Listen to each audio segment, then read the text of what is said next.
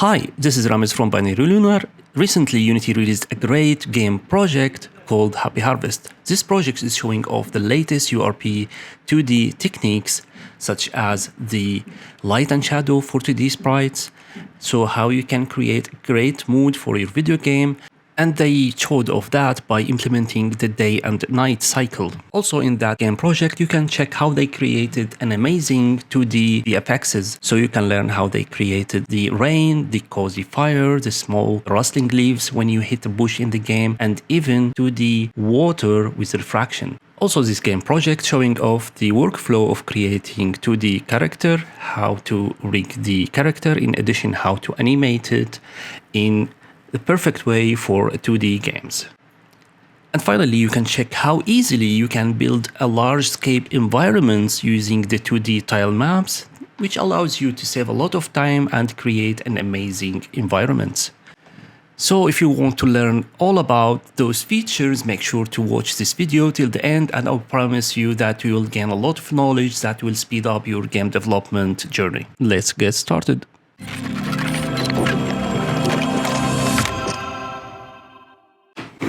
At the first glance, the lighting system will grab your attention.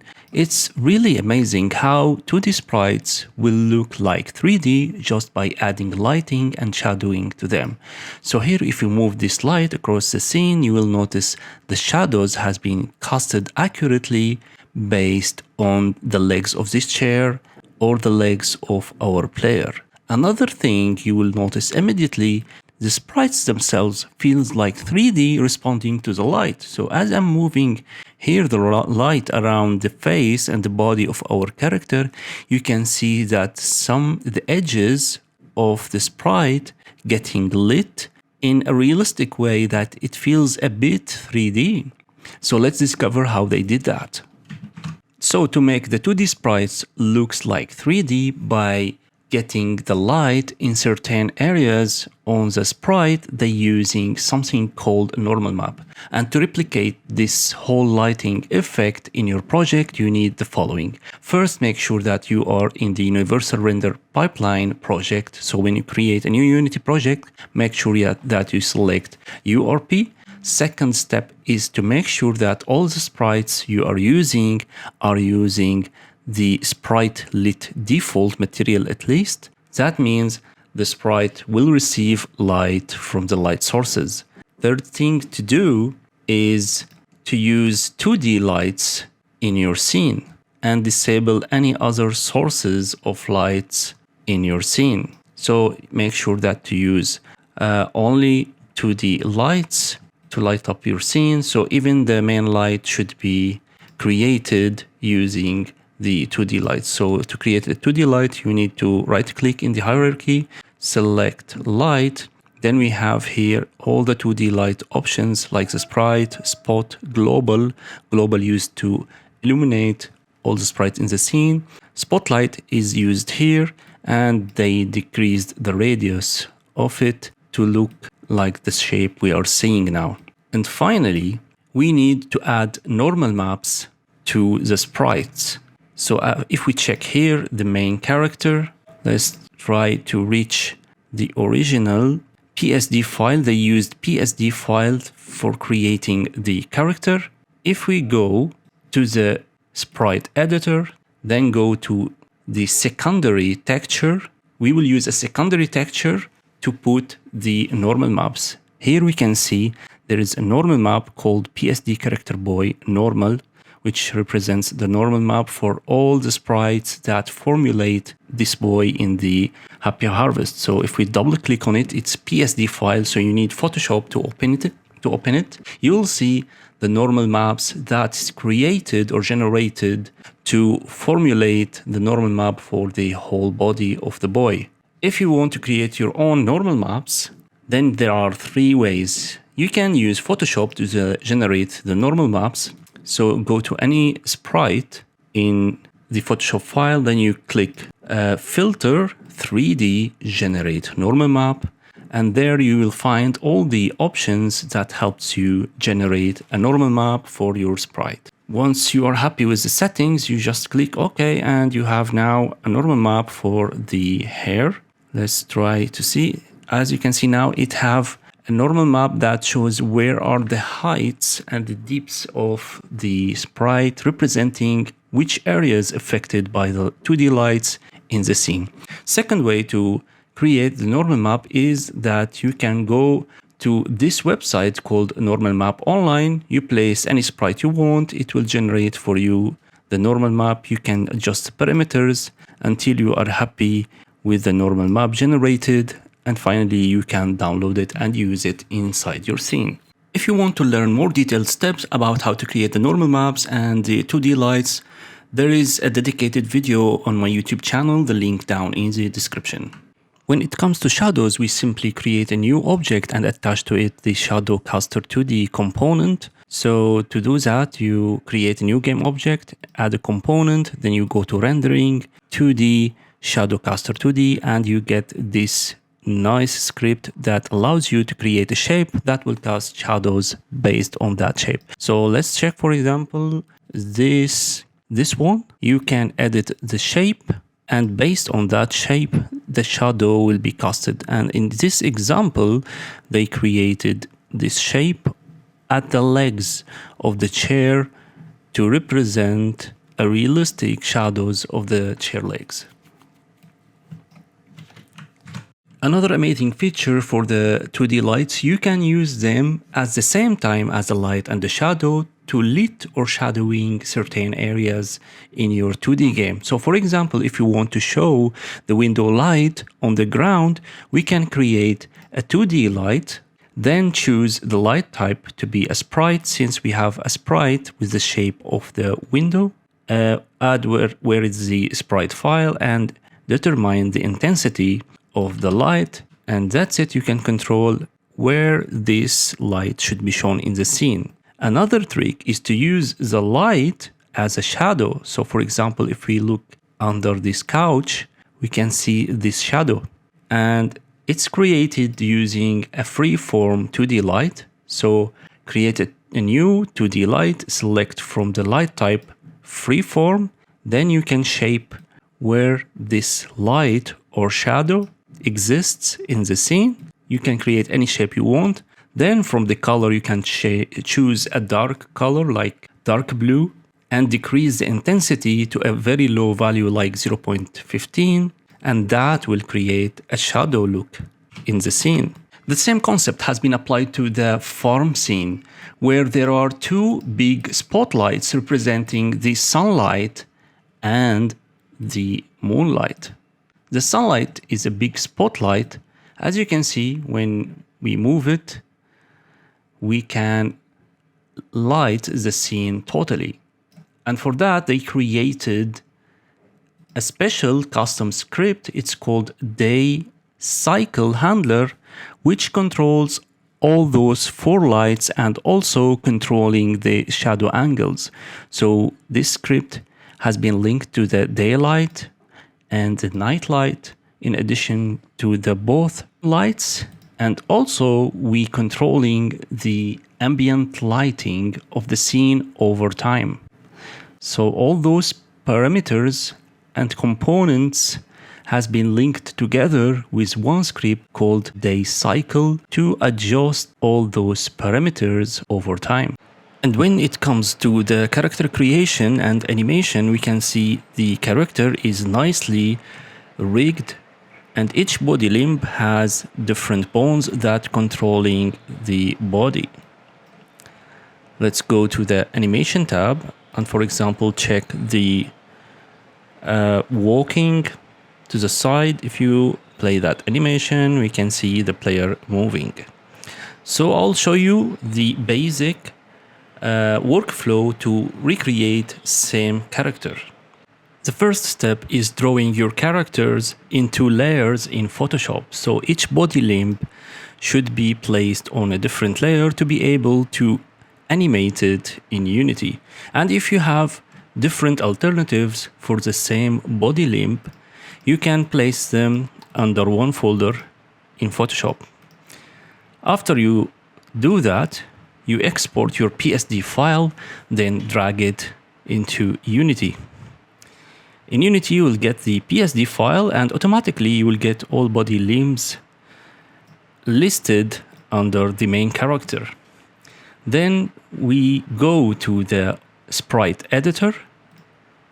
We go to the skinning editor, and here we draw the bones and we link each sprite to each bone. Also, we can determine each bone influence. So let's check this bone. If you double click on it, you can rotate it. This is controlling the head. So it's the head bone. There are bones also for the eyes, for the eyebrows. This is too complicated. For simple animation, you need 2 bones for each body limb. So for example, for the head, 1 enough. For the hair, 1 bone. For the arm, 2 bones. For the hands and for the legs, 2 bones are enough. You can use the auto geometry to generate geometry for your sprites, and then you can use the auto weights to give weights for controlling based on each bone. So for example, this arm is 1 sprite. So we created 2 bones using the create bone tool. Then we clicked on the auto geometry to generate the geometry for the sprite. Then when we click auto weight, it gives weight for the bones based on their place. So this is dark orange, this is bright orange. You can see here like a gradient of colors representing the power of each bone, which area it controls. So this part is controlled with the bright orange bone. This area is controlled by the dark orange area. You can also use the weight brush to determine which points are controlled by which bone. So if we select this bone, we can draw the effect of this bone. So I can control even the bones or the points at that side. So if I brush here, those will be controlled by the bright orange bone. So check. Now even the far points are controlled by this bone. So after you finish rigging the character, next we drag the character to the scene and we add an IK manager 2D. You can add component and search for add for IK controller. To show you the process, I will remove one of the limb resolvers, the left foot resolve. So I delete it. As you can see, we can remove it from here. Then let's re-add it again. You choose a chain CCD or chain fabric or limb. This is a limb, so let's click on that. And we can name it correctly to foot L limb resolver. This is the left foot. Now we need an effector and a target. To do so, we need to go to the tip of the left leg here, the calf. Then we create a new game object. It's already created and we named it leg effector. Sorry, this is the right leg. Let's go to the left one. We go here and we create an empty game object and we name it effector. Then we drag this effector to the effector field in the limb resolver. Then we can create target. And now if I move the effector, then the whole leg will move accordingly, allowing us to easily animate the character. So now the character is totally rigged and the IK has been defined. Now we can create a great animations easily for the character. There is in-depth 2 videos that I've created previously on my channel showing in depth how to draw your character for 2D game, how to rig it, and how to animate it for your 2D game. In terms of visual effects and shader graph, they used 2 shader graphs that's mainly in this scene. The first one can be noticed on the trees and bushes in addition to the flowers and some other vegetations in the scene. So mainly they used the following shader graph. It's called shader graph move vertices, and if we open it, we can see how they created that shader graph. We can't go in details in this video over all the shader graph and VFXs because each one need a full detailed video on how they created that. So you can learn from them by analyzing them and check what they did to reach the desired effect. But if you liked one of those effects, I'm ready to create a full tutorial about how they created that. Just comment down in the video, and I'll check if there are a lot of people who are interested in this. I can do a dedicated video for one of those shaders. The other shader that we noticed that used in the scene is the 2D water shader graph. If we click on this water surface and check the shader graph water, here is all the nodes that has been used to generate the water. There are plenty of shader graph tutorials on my channel, and also you can grab a chance to enroll in my ultimate 2D and 3D shader graph course on Udemy. I provided down in the description. In terms of visual effects and shader graph, they used two shader graphs that's mainly in this scene. The first one can be noticed on the trees and bushes, in addition to the flowers and some other vegetations in the scene. So mainly they used the following shader graph. It's called shader graph move vertices, and if we open it, we can see how they created that shader graph. We can't go in details in this video over all the shader graph and VFXs because each one need a full detailed video on how they created that. So you can learn from them by analyzing them and check what they did to reach the desired effect. But if you liked one of those effects, I'm ready to create a full tutorial about how they created that. Just comment down in the video, and I'll check if there are a lot of people who are interested in this. I can do a dedicated video for one of those shaders. The other shader that we noticed that used in the scene is the 2D water shader graph. So if we click on this water surface and check the shader graph water, here is all the nodes that has been used to generate the water. There are plenty of shader graph tutorials on my channel, and also you can grab a chance to enroll in my ultimate 2D and 3D shader graph course on Udemy. I provided down in the description a special coupon code for the viewers. When it comes to the VFXs that has been used in this scene, they used the visual effect graph. So down we can find a section for all the VFXs that has been used in the scene. Here is the section. So we can see the visual effect dust. It's showing the dust that's scattered around the scene. You can consider them like fireflies in the night or just the dust in the morning. They used, of course, for that the visual effect graph. You can click edit and to check the nodes that has been used to formulate this effect. As I mentioned, each VFX need a dedicated video, so here is briefly what the effects they used in this scene. The other effect is the rain effect.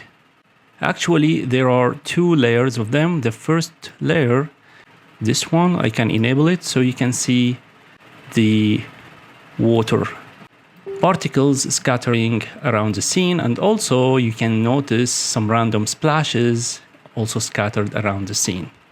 There are another foreground rain effect. It gives depth to the scene and a better feeling about a rainy weather. Moreover, there is this visual effect that gives also a thunder effect. So this is heavy rain with thunder. And also we can hear the sound effect if we enable the sound in the scene. Let's check.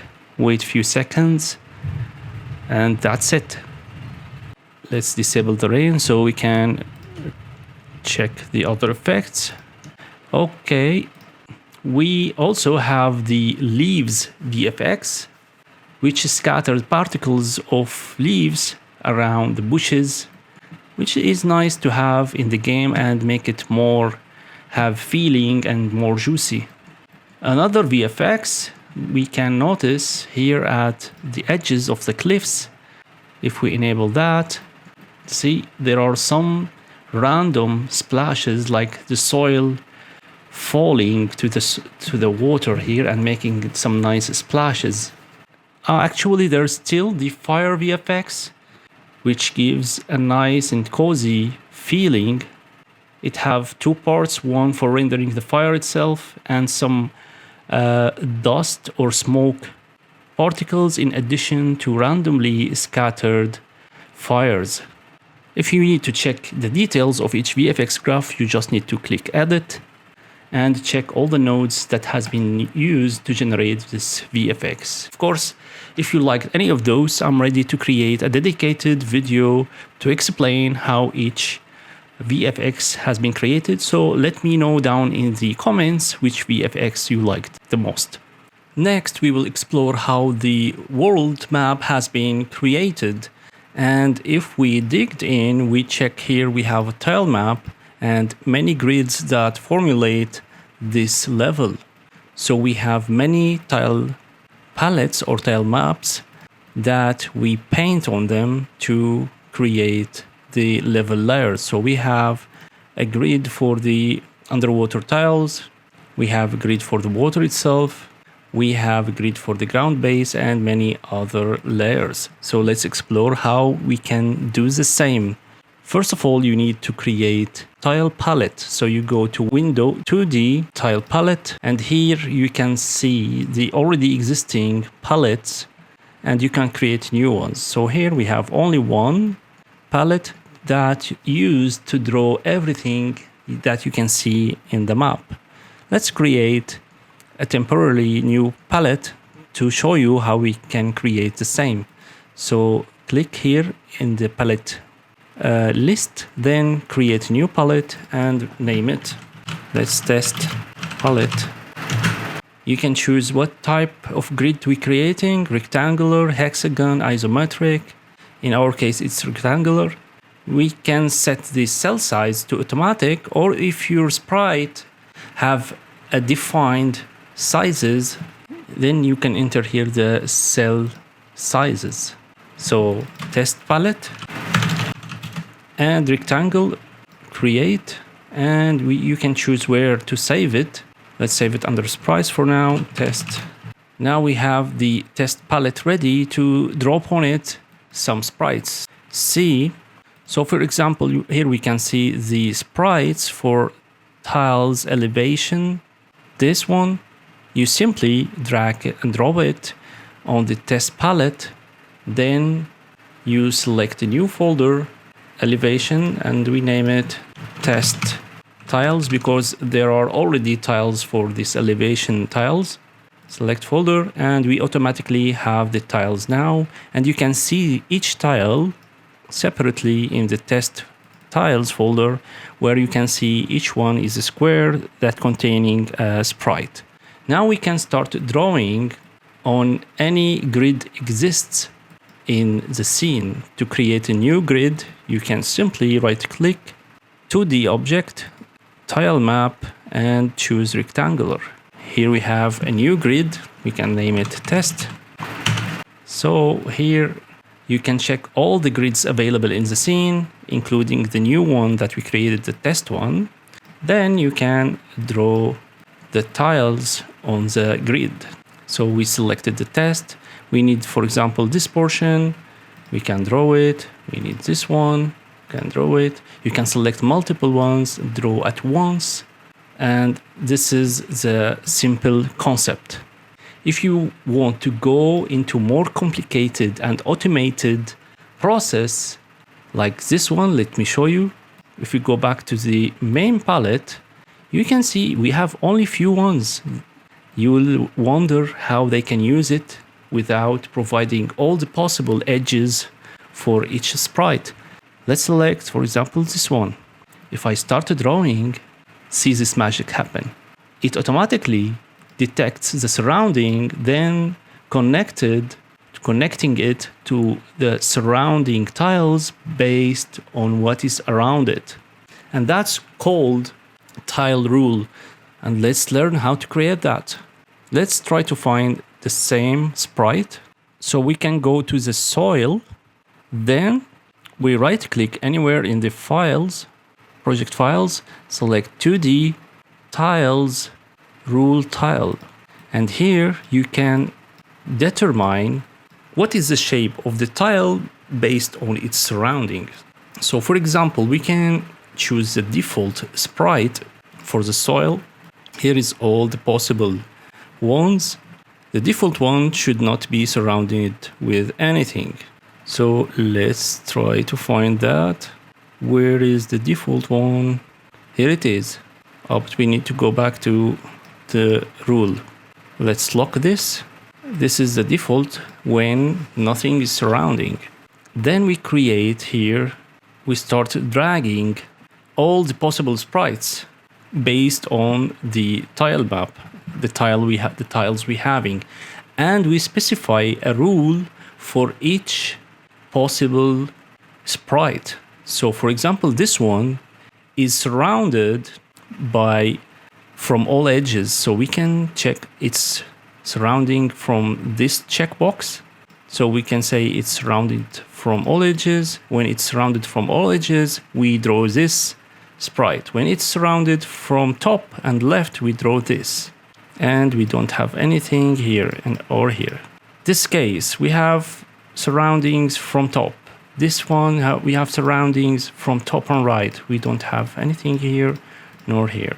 Same goes. You go one by one, and I define the rules for which sprite to show, and the results will be a magical one, and easily with fast paced you can build any map you imagine. So this is how they created the map. After you define all the possible sprites, you drag the rule tile to your tile palette. Then you can start drawing freely anywhere in the grid.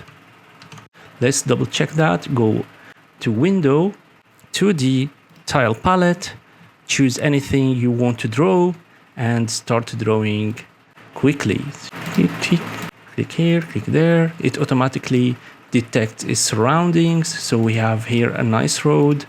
Great.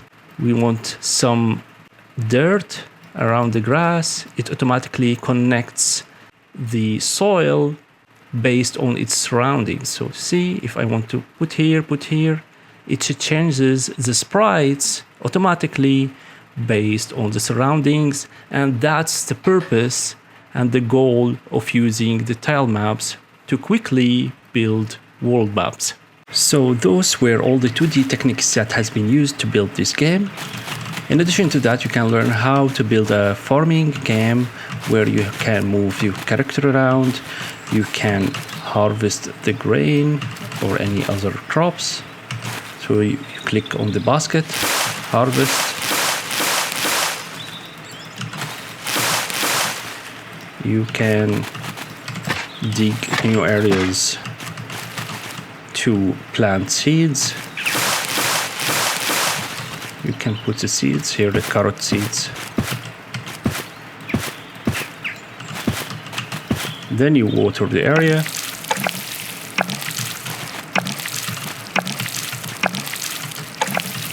Put more or different seeds. Here's the grain seeds.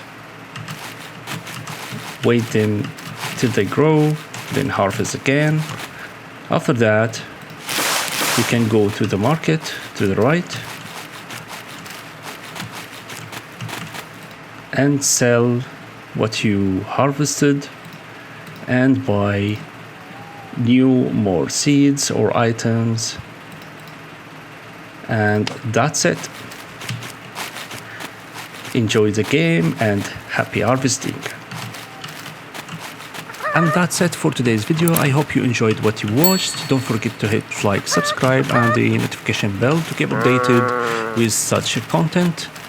We are deeply thankful to our supporters on Patreon, and of course this project can be downloaded immediately from Unity Ads Store, the link down in the description. Till next video, see you soon.